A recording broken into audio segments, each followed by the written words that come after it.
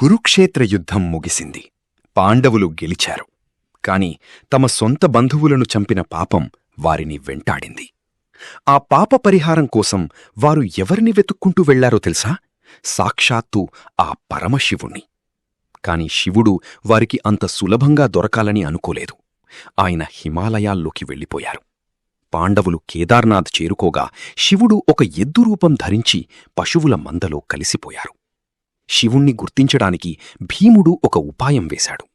2 కొండలమీద పాదాలు మోపి నిలబడ్డాడు. అన్ని పశువులు వెళ్ళిపోయాయి, కాని శివుడు ఉన్న ఎద్దు మాత్రం భీముడి కాళ్ల కింద నుంచి వెళ్లడానికి నిరాకరించింది. భీముడు ఆ ఎద్దును పట్టుకోబోగా అది భూమిలోకి వెళ్లడం ప్రారంభించింది. భీముడు గట్టిగా ఆ ఎద్దు వీపు భాగాన్ని, అదే మూపురాన్ని పట్టుకున్నాడు. పాండవుల పట్టుదలకు, భక్తికి మెచ్చిన భోళాశంకరుడు ప్రత్యక్షమై వారికి పాప విముక్తి కలిగించాడు. ఆ ఎద్దు వీపు భాగమే నేడు మనం కేదార్నాథ్లో చూసే త్రిభుజాకార శివలింగం. మిగిలిన శరీరభాగాలు 5 చోట్ల వెలసాయి. అవే పంచకేదారాలు.